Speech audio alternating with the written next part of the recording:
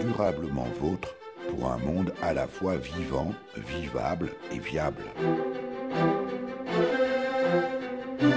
Aujourd'hui, nous évoquerons les actions militantes pour défendre la planète. Parmi elles, celles menées par les membres de l'organisation mondiale Greenpeace, qui doit sa notoriété à leur originalité et à leur médiatisation. Cela passe, par exemple, par la distribution de tomates. Samedi 26 mai 2018, nous étions à Nancy, place Charles III, avec notamment le co-coordinateur du groupe Nancy-Metz de Greenpeace France.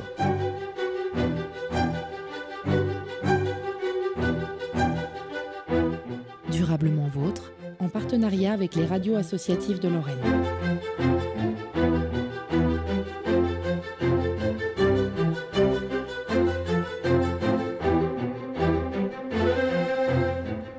C'est pour toi. Qui est sensible à tout ce qui est je suis désolé presque tout le monde l'est, mais tout ce qui est consommation de viande, réduction de consommation de viande.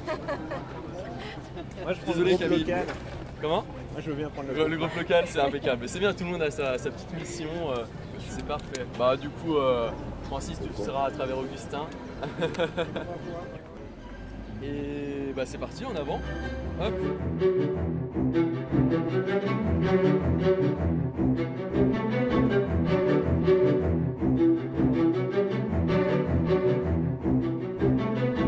François Riquier, bonjour.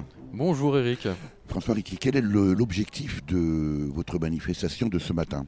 Alors l'objectif ce matin, c'est la sensibilisation sur l'alimentation et en particulier sur les pesticides que nous en tant que citoyens on trouve un peu omniprésents dans les produits commercialisés, fruits et légumes principalement.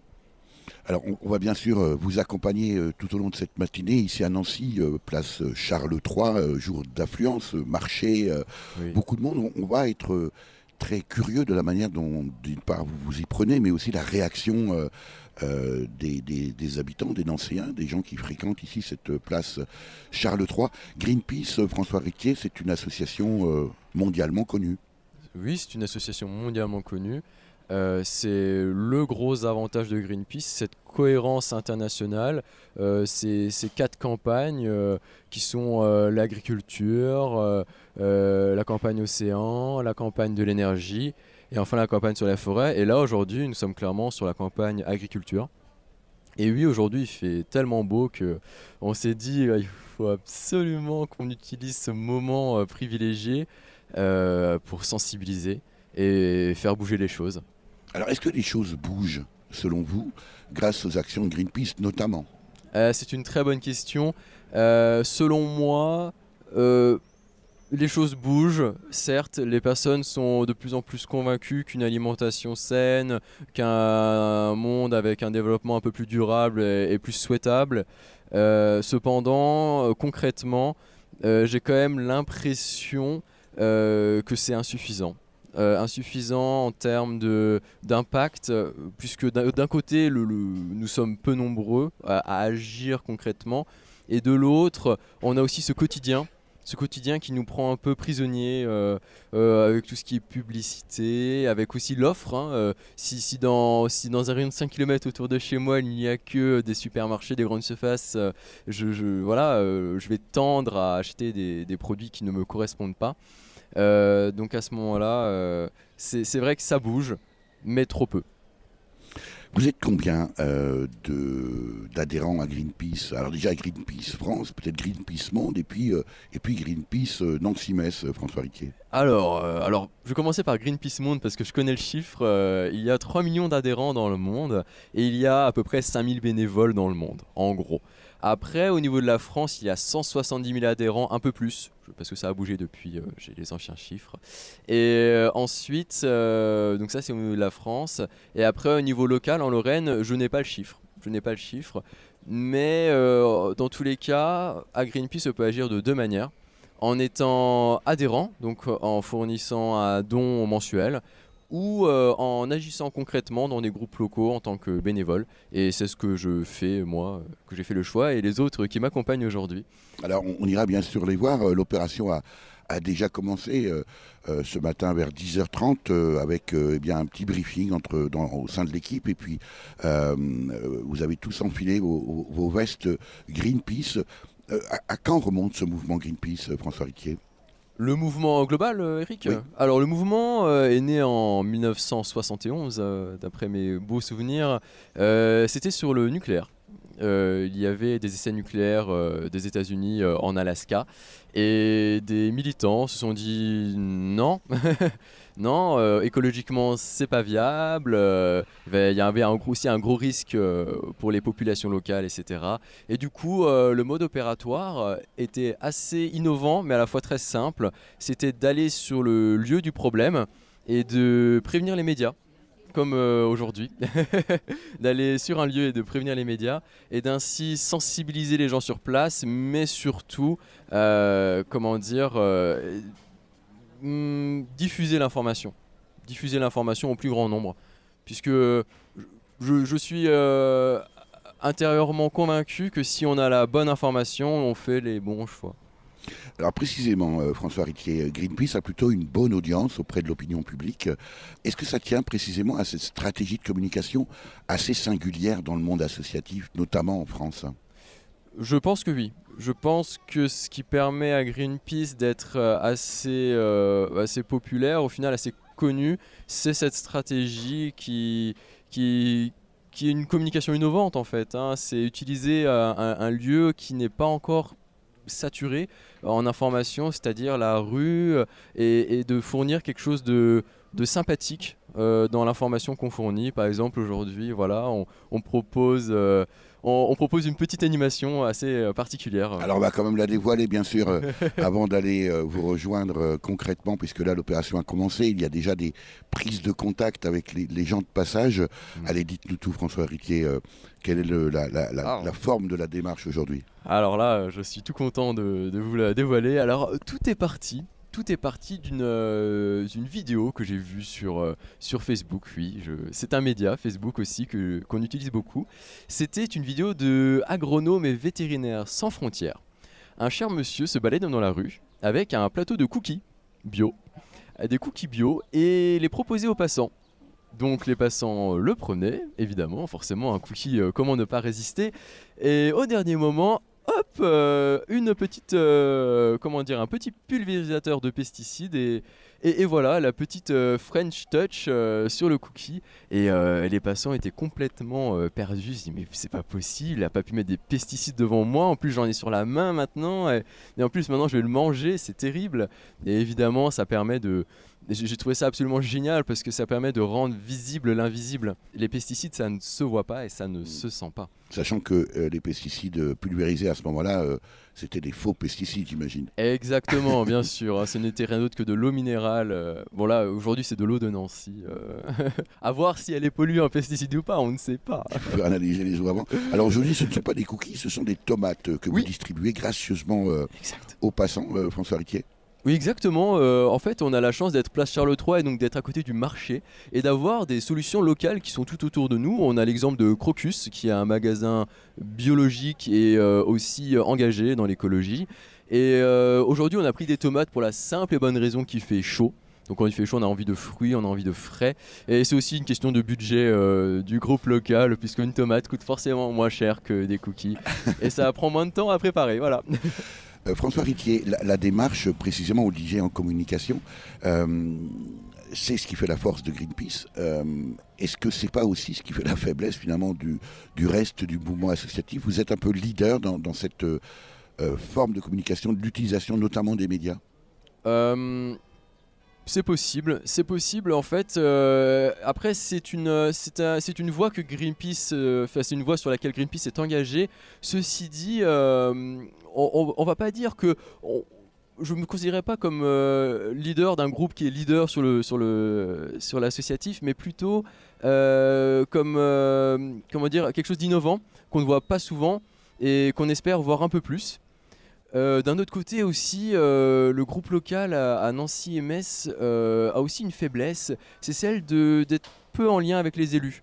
C'est-à-dire qu'on est en lien avec les médias, on arrive à faire des activités publiques, des choses qui sont relayées, mais peu de liens avec des décideurs. Et au final, voilà, d'autres associations s'en occupent. Je pense à l'association Eden sur Nancy, qui s'est occupée par exemple des voies de vélo à Nancy, des choses comme ça. On peut parler peut-être d'une complémentarité forcément à développer des liens entre les associations. Disons que dans le grand projet de l'année de Greenpeace Nancy-Metz de 2018-2019 sera de relier le tissu associatif nancéen. Beau projet, vaste projet. Le choix des pesticides, vous ne sensibilisez pas seulement les gens aujourd'hui, place Charles III, François Ritier, à la problématique des pesticides. On verra d'ailleurs pourquoi cette problématique, mais vous proposiez aussi des solutions. Alors des solutions, effectivement, des solutions sont de plus en plus nombreuses et de plus en plus florissantes à Nancy comme à Metz et même partout, hein. Des magasins bio et fleurs un peu partout. On a également d'autres solutions, hein, parce qu'on parle de pesticides, mais globalement fournir une solution globale aux passants et aux personnes auxquelles on veut diffuser l'information, c'est intéressant. Il y a des magasins biologiques, il y a aussi des magasins de vrac qui permettent de consommer sans avoir beaucoup d'emballage, de suremballage inutile. Il y a également aussi la projection d'un film pour lequel on fait la promotion. C'est un film sur la consommation de viande, puisque Greenpeace s'est engagé sur cette campagne qui consiste à réduire la consommation de viande tout en gardant une consommation de viande si on le souhaite. Voilà. Chacun est libre de faire ce dont il a envie. François Ritier, on va aller rejoindre, on s'est mis un peu à part pour discuter ensemble, on va aller rejoindre vos collègues là qui sont en train de distribuer précisément les tomates. Moi je suis très curieux de voir la réaction des gens. On y va. C'est parti. C'est un pauvre garçon qui chapelot Edmond, qui est au décoron du côté de Fouquier. Il y en a beau hacher après ses journées d'aller travailler d'un gardien de Saint-Père pour s'en échapper. Il se dit je vais me marier, ça a été vite fait, il est au poids vilain, elle est au bellotte, un petit peu lolotte, mais pour la popote, elle n'y connaît rien. Il m'a joué des tomates, des tomates, des tomates, et son garçon, il ça vaut bien, qui est tout marqué par le destin, mais il se dit oh, pour se faire une raison, j'aurais pu être la saison des melons.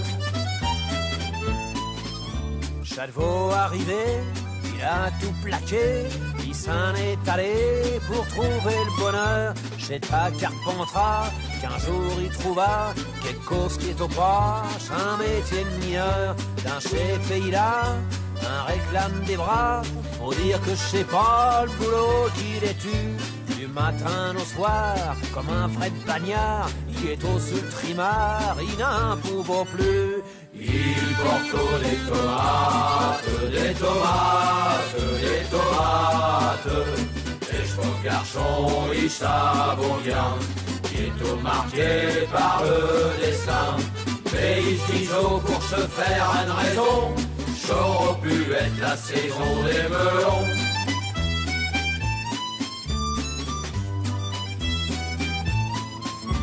Il a vaut ma foi un bio filet de voix, alors c'est pour ça qu'il voulut canter.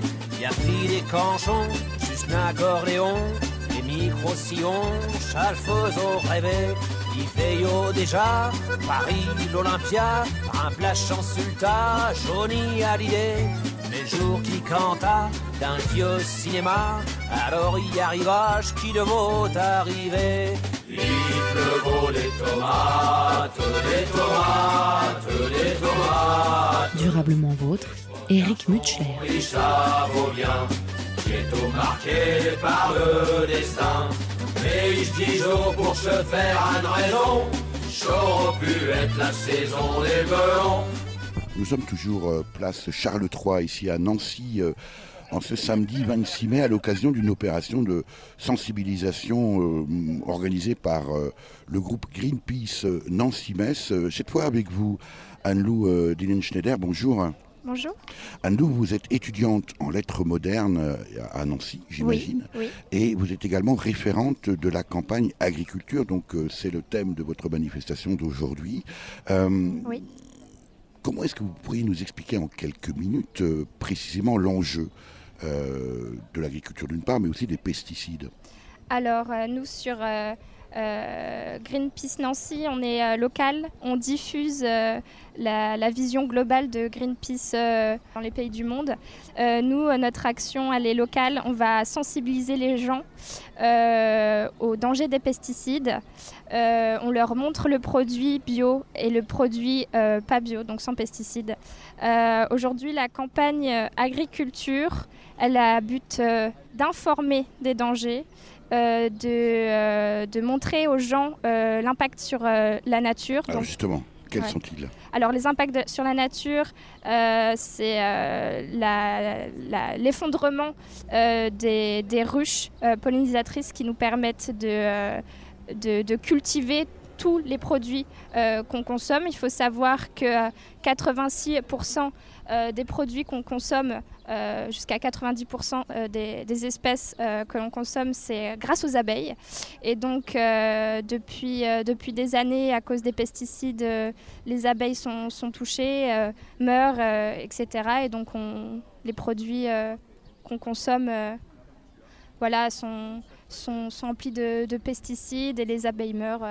Pour autant, les agriculteurs vont vous expliquer, Anne-Lou Dinen-Schneider, que sans pesticides, ils ne peuvent pas produire, qu'il faut absolument ces pesticides, et puis que s'ils sont utilisés dans de bonnes conditions, ça n'a pas d'impact. C'est en tout cas le discours des agriculteurs. Alors, c'est vrai que les agriculteurs, eux, ils subissent des pressions. Ils subissent des pressions énormes de productivité. Ils doivent toujours produire plus, sinon ils n'ont plus les subventions, ils ne peuvent plus survivre. Aujourd'hui, il faut savoir qu'il y a des alternatives à cette agriculture toujours plus compétitive, toujours plus productiviste. Et les alternatives sont proposées par Greenpeace, donc l'agro-agriculture et également l'alternative du bio. Du bio, du zéro pesticide. Greenpeace a lancé la campagne zéro pesticide parce que les grandes surfaces sont toujours dans cette optique de compétitivité, et donc l'effet de les lancer dans une course zéro pesticide, ça a un impact, et mentalement ils vont comprendre que ils doivent s'engager dans cette voie. Alors les détracteurs du bio, il y en a aussi encore, vous expliquez que c'est un marché de bobos et que ça ne pourra pas nourrir le monde. Alors ça oui, c'est exactement ce qu'on entend. Cependant, il faut savoir que le marché bio, il se répand de plus en plus. Mais c'est comme tout ce qui est nouveau et qui paraît un peu étrange et nouveau aux gens. C'est toujours une petite pierre à l'édifice qui va se construire, et c'est quelque chose qui va se répandre de plus en plus. On voit justement que sur Nancy, il y a un magasin qui est ouvert il y a 2 jours, de bio, de vrac, que les gens prennent conscience que c'est accessible, autant au niveau du prix que de la localisation des magasins. Alors vous êtes étudiante, on le disait, en lettres modernes. Comment est-ce que réagissent vos camarades étudiants autour de vous? Est-ce que vous êtes marginalisés, comme c'était longtemps le cas, ou au contraire, est-ce qu'aujourd'hui, Anne-Lou Dinen-Schneider, les gens de votre génération sont plus ouverts, plus accessibles à ce type de raisonnement? Alors exactement, c'est comme vous avez dit, en fait, il y a une tendance qui s'est inversée, c'est-à-dire qu'au début, c'était une sorte de marginalisation. Je ne l'ai pas subi personnellement, mais je sais que, par exemple, je suis végétarienne, c'est quelque chose qui a beaucoup surpris les gens, mais qui n'ont pas compris. Mais quand on sensibilise les gens, qu'on leur répète que c'est bon pour eux, que c'est bon pour l'entourage et tout ça, la tendance s'inverse, les gens sont de plus en plus sensibilisés à ça. On va vous laisser retourner au contact ici des habitantes et des habitants de Nancy, place Charles III, et puis bien sûr on ira recueillir leur avis. Merci Anne-Lou. De rien. Durablement vôtre, Éric Mutschler. Parmi les membres de ce groupe Greenpeace Nancy-Metz qui organise aujourd'hui cette action de sensibilisation aux pesticides, il y a Augustin. Bonjour Augustin. Bonjour. Augustin, tu as quel âge? 8 ans. 8 ans, et c'est toi que l'on voit avec ce pulvérisateur sur lequel il y a une tête de mort. Ce sont des pesticides que tu mets sur les tomates. Oui, mais pas vraiment, parce que de un, c'est de l'eau, Et c'est pour dissuader les gens de manger des pesticides sur les fruits et les légumes. Hein. Et ça fait un impact. Alors bien sûr c'est de l'eau parce que c'est pour rire, c'est surtout pour sensibiliser. Augustin, tu accompagnes ton papa aujourd'hui ici, qui est également membre de Greenpeace. Oui. Pourquoi tu fais ça aujourd'hui? C'est quoi ta motivation? Parce que en fait, c'est mon père qui m'a emmené. Oui, mais pas seulement. Et oui, aussi, j'avais envie de découvrir. Aussi, ça m'amuse. tu prends beaucoup de plaisir, on voit bien, à mettre ce pesticide qui est en fait de l'eau, bien sûr, sur les tomates qui sont distribuées. Est-ce que tu sais pourquoi, justement, les pesticides sont dangereux, Augustin? Oui, parce que si les pesticides, il y en a plusieurs. Il y a le glyphosate. Le glyphosate, te glisse ton papa à l'oreille. Aussi, le glyphosate, dans le glyphosate, il y a des perturbateurs endocriniens. Et les perturbateurs endocriniens, ça fait des saletés. Hein, c'est pas terrible, pas terrible. Je rappelle, Augustin, que tu as 8 ans pour nous parler de perturbateurs endocriniens. Est-ce qu'on parle de ça dans ton école? Non. S'il y a eu un agriculteur, mais je savais déjà. Et est-ce que tes copains de l'école sont aussi sensibilisés que toi à ces problèmes d'environnement, de santé? Non, pas trop, non. Et alors, ça te donne envie de faire des actions de sensibilisation avec la distribution de tomates pulvérisées dans ton école? Oui. Qu'est-ce que tu aimerais faire plus tard? Ingénieur en armement. En armement? Mais alors là, on est très très loin de la philosophie de Greenpeace. Quelle idée? Pourquoi cette envie? Parce que moi, j'aimais bien les techniques. J'ai toujours aimé ça. J'aimais les nombres. J'ai beaucoup aimé les armes aussi. J'aime les chars d'assaut, tout ça. C'est ma passion. Bon, on peut imaginer que l'envie à 8 ans change encore un peu plus tard. Oui. Et de protéger la nature, de t'investir pour la protection de la nature. Oui, aussi. Oui, ça aussi, j'aime bien faire ça. Mais c'est également sur ta consommation, tu sais, avec le suremballage et tout ça, ou des solutions avec le vrac.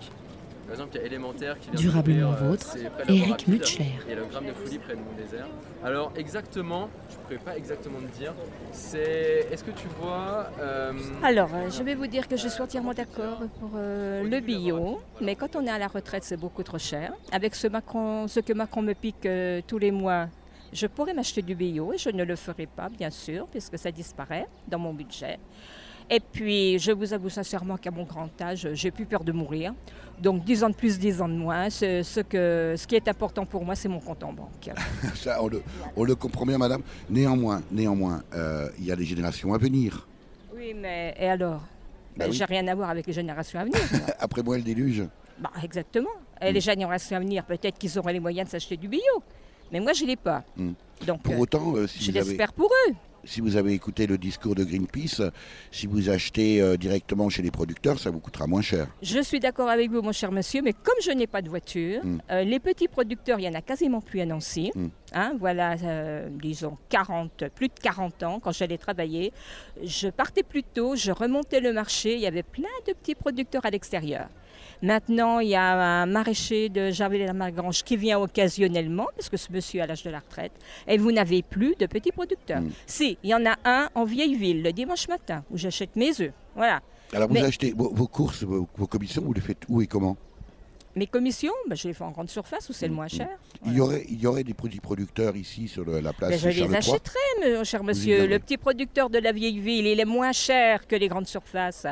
Les œufs et tout, c'est bien moins cher qu'en grande surface. Donc tous les dimanches matins, je vais acheter mes œufs chez lui. Mais à Nancy, vous n'avez plus de petits producteurs. Alors que dans le sud, vous avez plein de petits producteurs sur les marchés, de Nice, de Cannes, etc. Donc voilà, il faut une voiture, aller être sous avance, mais moi j'ai pas de voiture. Voilà. Comme un fou va jeter à la mer des bouteilles vides et puis espère qu'on pourra lire à travers. SOS écrit avec de l'air pour te dire que je me sens seule. Je dessine à l'encre vide un désert.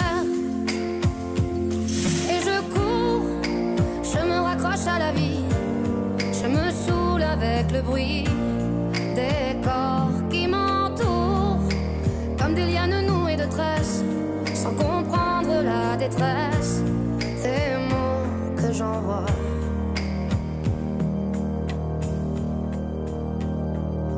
Difficile d'appeler au secours quand tant de drames nous oppressent et les larmes nouées de stress étouffent un peu plus les cris d'amour de ceux qui sont dans la faiblesse et dans un dernier espoir disparaissent. Et je cours, je me raccroche à la vie, je me saoule avec le bruit des corps qui m'entourent, comme des lianes nouées de tresses, sans comprendre la détresse des mots que j'envoie.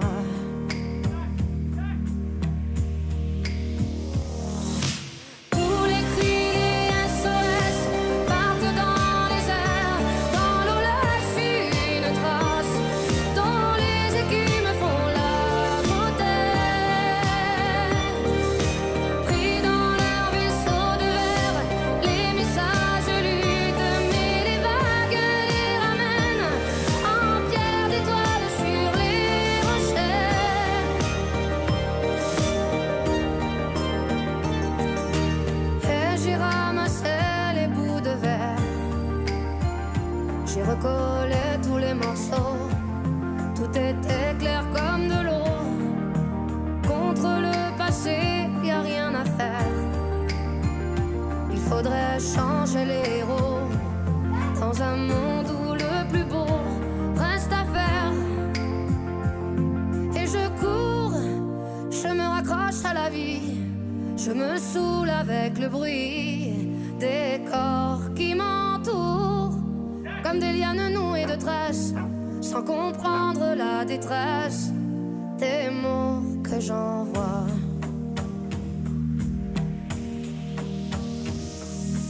Tous les cris, les SOS partent dans les airs, dans l'eau laisse une trace, dont les écumes font la beauté.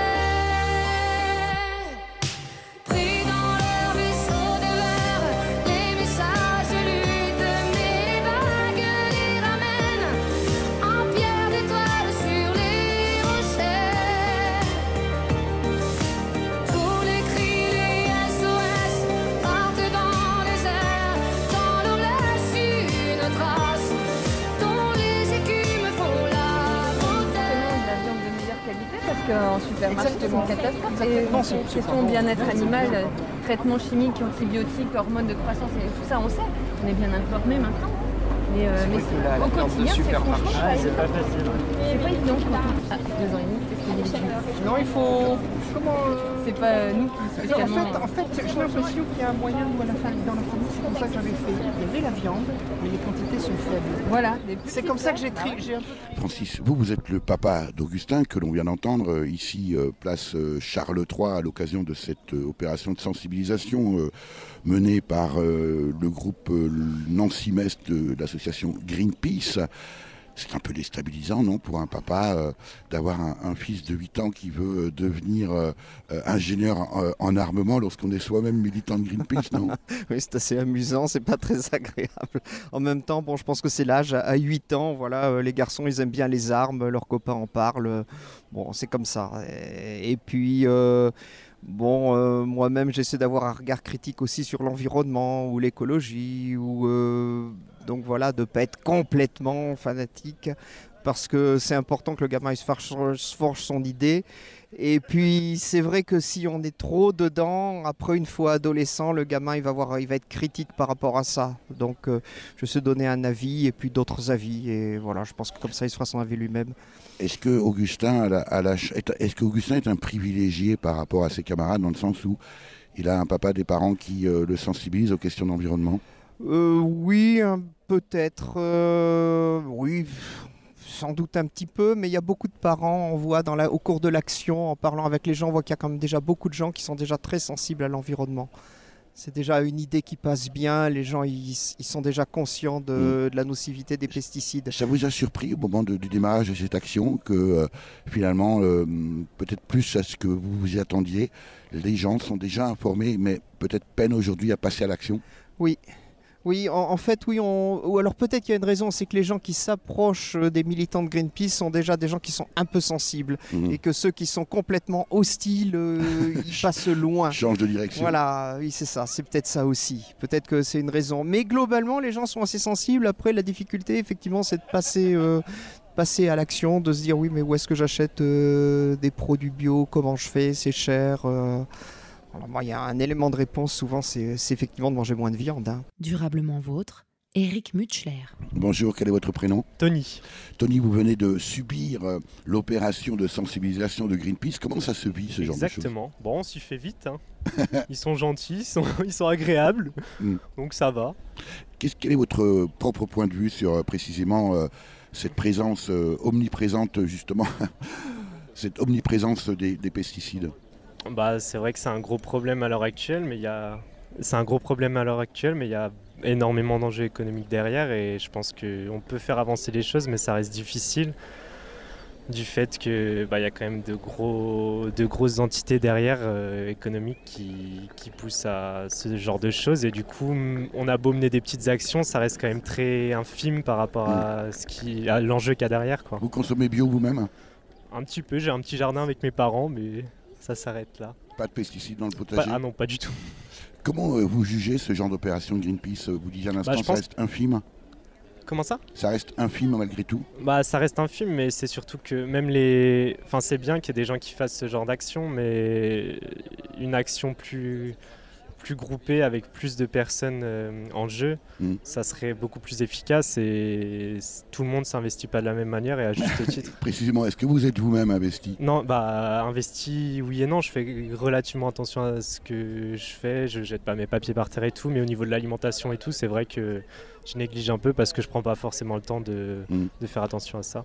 Est-ce que vous pensez que les choses vont changer, alors pas forcément uniquement grâce à ce type d'action comme celle que mène aujourd'hui Greenpeace place Charles III à Nancy, mais est-ce que vous pensez que progressivement nos concitoyens vont prendre conscience de ces enjeux? Je pense qu'elles sont déjà en train de changer à l'heure actuelle. On le voit, il y a quand même de plus en plus de personnes qui se mobilisent pour ce genre de choses. Les gens sont quand même de plus en plus conscients de l'enjeu écologique qu'il y a derrière. Et pourtant ça continue, exact. Mais il y a encore un gros boulot à faire, mais je pense qu'on est quand même sur une bonne voie entre guillemets, même si ça reste infime.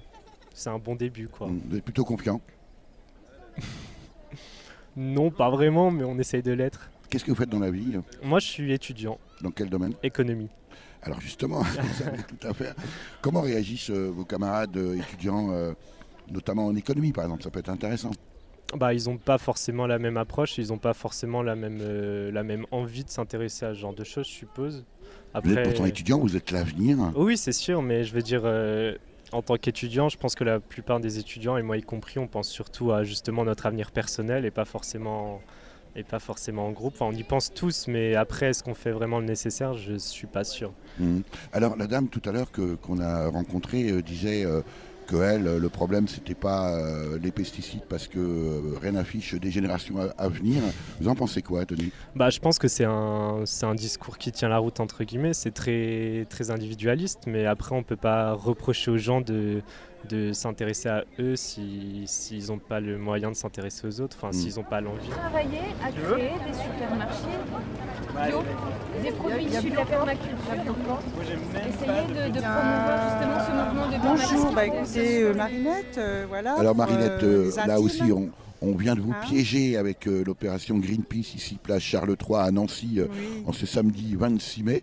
Comment vous réagissez face à cette je réagis fort, parce que je me dis que si je mange la tomate et qu'il n'y a pas de pesticides, c'est formidable. Mais si là, tout de suite, vous me l'arrosez avec du pesticide, ça ne va pas du tout aller, on ne va pas être copains. Donc, moralité, on est en train de nous empoisonner sur Terre, il paraît. Il paraît. Vous êtes vous-même Moi, j'achète sensible? bio. J'achète bio. Vous achetez déjà bio? Ah oui, il vaut mieux. On ne sait jamais avec tout ce qui se passe maintenant. Si on veut vivre longtemps, tant qu'à faire, manger bio. En même temps, l'opération Greenpeace, elle ne sert à rien puisque vous êtes déjà convaincu. Oui, moi je suis déjà convaincue, il n'y a pas de souci. Il y a longtemps que je mange bio. Donc voilà quoi. Pour quelle raison? C'est une question de sensibilité personnelle. On vous a sensibilisé, d'où ça vient? C'est une question de logique. Si on mange des produits sains, on restera en bonne santé, voilà, c'est tout. Pour autant, Marinette, tout le monde ne pense pas comme vous. Bah voilà, c'est dommage. Pourquoi? C'est dommage. On est là aujourd'hui pour faire passer le message. Pourquoi les gens passent? Je pense aussi qu'il y a des gens qui regardent le prix parce que le bio est un petit peu plus cher peut-être. Voilà. Après, c'est important de manger bio. Voilà. Vous achetez où vos produits bio, Marinette? Dans Naturalia, dans les magasins nature, quoi. Malgré le prix? Malgré le prix. Il n'y a pas une grosse différence, je pense. Qu'est-ce que vous faites dans la vie? C'est important, la santé. Je suis en vente charcuterie. Voilà. Et vous vendez des produits qui, eux, ne sont pas bio? Non, pas forcément. Pas forcément, mais bon, voilà, maintenant c'est... Vous pensez que ça va se développer? Je pense que c'est déjà développé. On a des rayons, on a dans les hyper, les supermarchés, les petits commerces, il y a des rayons bio à tous azimuts. Et pourtant... Et bien en évidence. Et pourtant, on continue à mettre des pesticides sur les produits. Et pourtant, ça ça c'est continue. dommage et c'est bien regrettable. Donc là, c'est le gouvernement, il faut qu'il intervienne. Il n'y a que ça à faire. C'est là que ça bloque. Et on ne peut pas, on peut pas intervenir. C'est le gouvernement qui doit faire son travail. Et pourquoi il ne le fait pas d'après vous?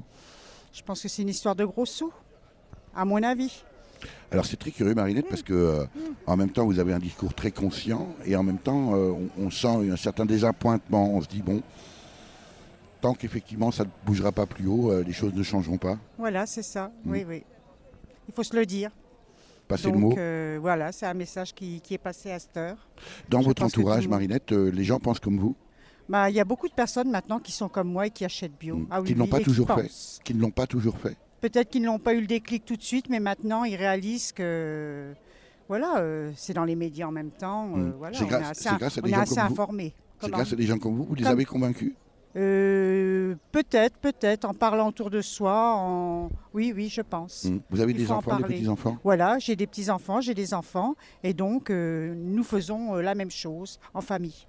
Tout le monde se met au bio? Voilà, c'est comme ça qu'il faut faire. Tout à l'heure, ce sont des bonnes habitudes. Tout à l'heure, une dame nous a expliqué qu'elle n'en avait pas grand-chose à faire des générations à venir. Ah ouais, non, c'est important, nos petits-enfants. Et puis la planète, c'est éco, c'est écologique, donc pas de pesticides. Niet, pas de pesticides. Voilà, on a assez pollué comme ça. Et pourtant, Marinette, là encore, les choses ne changent pas beaucoup. Qu'est-ce qu'il faudrait au-delà du gouvernement? Est-ce que plus de gens encore impliqués et peut-être le fassent s'entendre, le fassent savoir? Écoutez, plus il y aura de personnes qui achèteront bio, plus ce sera rentable. Je veux dire, plus le message passera, mieux ce sera. Merci, Marinette. Tout le monde se mobilise.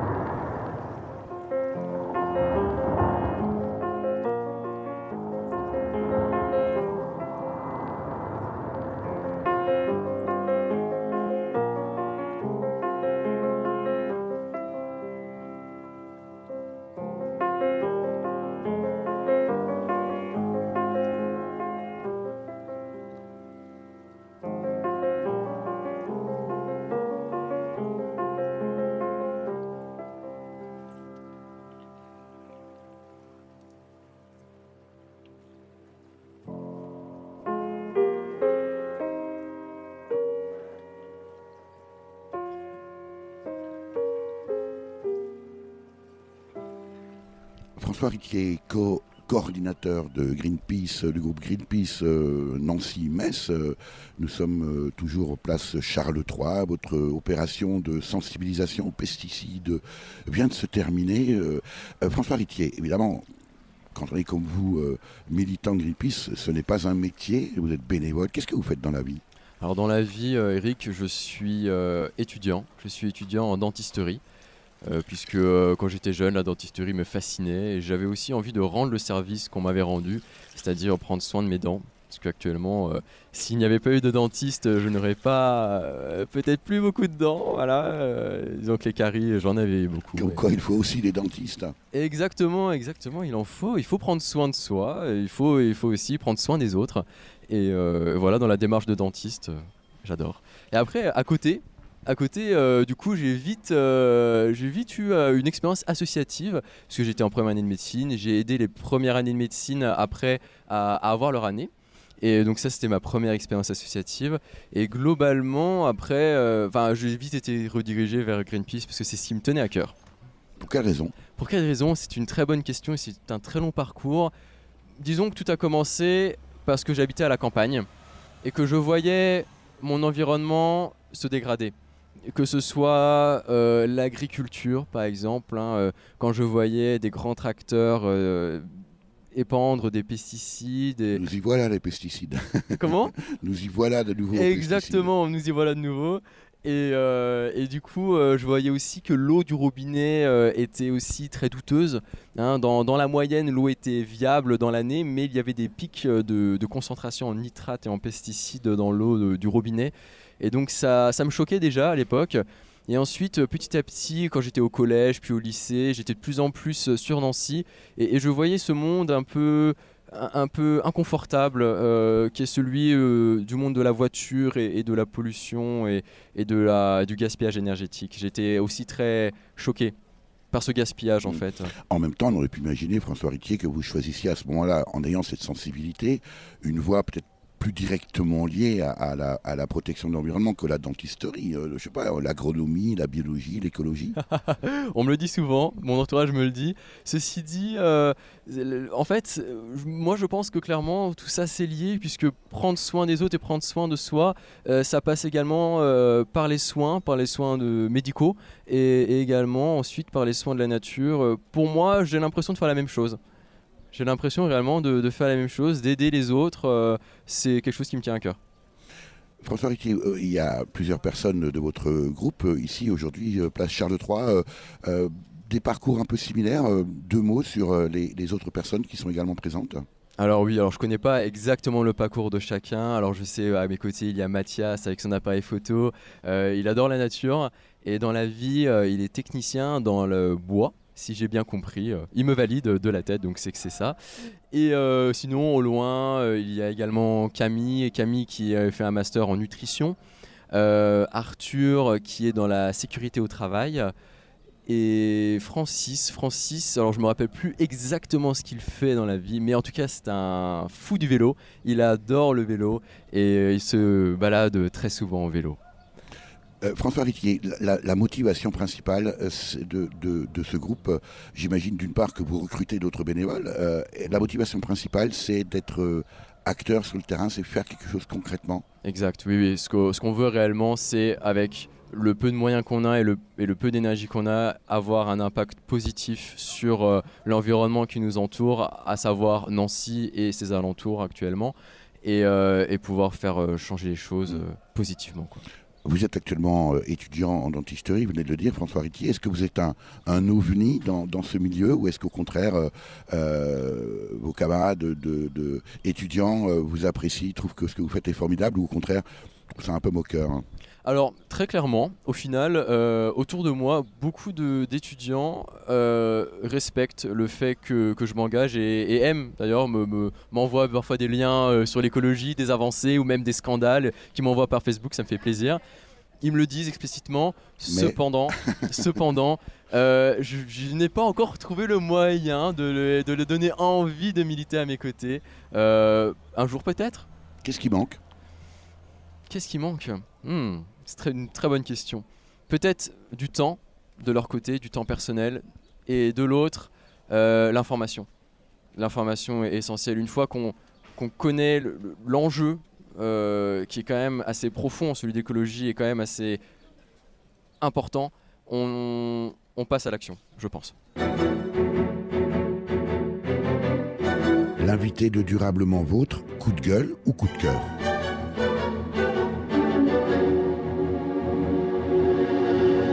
Mathieu Humbert, on vous retrouve après cette opération de sensibilisation aux pesticides, ici place Charles III à Nancy.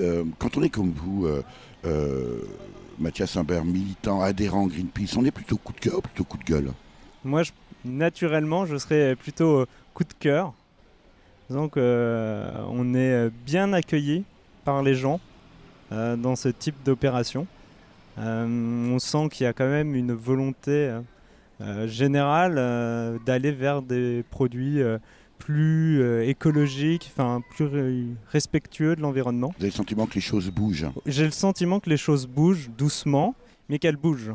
Et qu'on ait des actions locales. J'ai l'impression que localement, les gens essayent à leurs petits moyens de faire bouger les choses. Et ça ne peut que nous motiver à essayer d'accélérer cette transition. Combien de personnes ont été atteintes aujourd'hui, touchées en chiffres, mais aussi touchées, j'allais dire, émotionnellement, Mathias Humbert, par votre action ici, place Charles III à Nancy? Là, sur ce type d'opération, on va toucher qu'une toute petite partie de la population, mais c'est plus dans l'idée déjà d'être visible, de montrer qu'on est là, qu'il y a des choses qui bougent, sachant qu'on est quand même sur la place du marché, qui aujourd'hui, les gens qui vont faire leurs courses dans les marchés vont peut-être chercher aussi des produits un peu spécifiques ou de qualité, et souvent quand on a un produit biologique, on a une qualité qui va aussi avec. En même temps, on se dit, mais vous êtes tellement engagé dans des actions de protection de la nature, de l'environnement, en faveur du développement durable, Mathieu Humbert, vous et bien sûr les membres de votre groupe Nancy-Metz, on pourrait aussi s'attendre finalement à un coup de cœur. Alors on a bien compris que c'est un peu votre penchant naturel plutôt d'être positif, mais en même temps, on n'a pas des fois envie de hurler, de secouer les gens en disant mais arrêtez de nous empoisonner, de vous empoisonner, d'empoisonner la nature. Si, bien sûr qu'on a envie des fois, quand on voit les informations, qu'on voit les sujets, de venir, de crier, de bloquer les choses. Mais du coup, on va surtout bloquer les personnes. Du coup, les personnes comme vous et moi qui allons faire nos courses, peut-être dans des enseignes qui sont plus généralistes. Et pour moi, c'est pas une forme d'action qui me correspond, mais c'est à titre personnel, parce qu'on a tous nos problèmes dans la vie, on a tous 1 milliard de choses à gérer, familiales, au niveau du travail, que si il faut donner la possibilité aux gens de pouvoir choisir facilement des produits écologiques et biologiques, et que ça soit économique aussi, et facile. Et ça, je pense que si on arrive à aller dans ce sens, c'est une réussite. Et si on incite les grands groupes à proposer des solutions pour que vous et moi, on puisse le vendredi soir, en une demi-heure, faire nos courses, et que dans notre panier de légumes, on ait des bons produits, et là, on commence à gagner. Et en sensibilisant l'opinion publique, on crée un besoin. Ce besoin est entendu par nos grands majors, et peut-être qu'ils vont y répondre en favorisant les réponses et les produits qu'ils mettent en place dans leur rayon. Ça, je pense que c'est la solution, quoi. Qu'est-ce qui fait, selon vous, Mathias Humbert, que les gens prennent à un moment donné conscience? Alors, j'ai envie de dire, il y a ceux qui, comme vous, ont ça dans les gènes, qui sont peut-être nés avec, mais il y en a également d'autres qui, à un moment donné, en prennent conscience, peut-être d'ailleurs grâce à des opérations comme les vôtres. Quel est, d'après vous, le levier, le déclic, ce qui peut provoquer peut-être ce type d'opération comme celle d'aujourd'hui? Pour moi, ça a été l'information. C'est que du moment où on est informé de ce qu'on va... En fait, des valeurs qui sont associées derrière une tomate ou une autre tomate, et que tout est lié, en fait. C'est-à-dire que on parle d'écologie, on parle de biologie, mais derrière, il y a aussi comment elle est produite, comment elle est transportée, qui la fabrique et à quel coût. Et quand on commence à s'apercevoir que notre tomate, en fait, elle répond parfaitement à quelque chose de mondial et une économie mondiale, et ben on commence à se dire que notre choix, le choix qu'on fait quand on va acheter nos courses, en fait, il devient très important et il devient même un acte, je dirais, enfin politique, c'est peut-être pas le mot, mais la tomate est politique, quoi. En fait. Ouais, la tomate est politique, mais comme tout ce que vous achetez, votre pouvoir d'achat est aujourd'hui votre premier acte politique à faire. Et le jour où on en prend conscience, on commence un peu à regarder ce qu'on achète, et en achetant les choses, on peut faire bouger beaucoup de choses. Merci aux membres du groupe Nancy Metz de Greenpeace France, François Riquier, Mathias Humbert, Anne-Lou Dillenschneider et bien sûr Augustin avec l'aimable autorisation de son papa, Francis, ainsi que les passantes et passants de la place Charles III à Nancy ce samedi 26 mai 2018. Pour en savoir plus sur le groupe Nancy Metz de Greenpeace, soutenir ses actions et pourquoi pas le rejoindre, rendez-vous sur sa page Facebook à l'adresse GP Nancy Metz et plus généralement sur www.greenpeace.fr. Vous avez pu écouter dans l'ordre Les Tomates par Renaud, paru sur l'album Renaud Cantel Nord, sorti en 1993, Tous les cris, les SOS, une chanson écrite, composée et interprétée par Daniel Balavoine, paru sur l'album Sauver l'amour, sorti en 1985, reprise ici par Zaz dans l'album Balavoine, sorti en 2016. Et enfin Elegy for the Arctic, de et par le compositeur et pianiste italien Ludovico Einaudi, joué en juin 2016 sur une plateforme flottante dans l'océan Arctique pour soutenir l'opération Sauvons l'Arctique de Greenpeace. À la technique et au montage, Véronique Olivier. Vous pouvez réécouter cette émission dès la semaine qui suit sa première diffusion sur le site www.durablementvôtre.fr.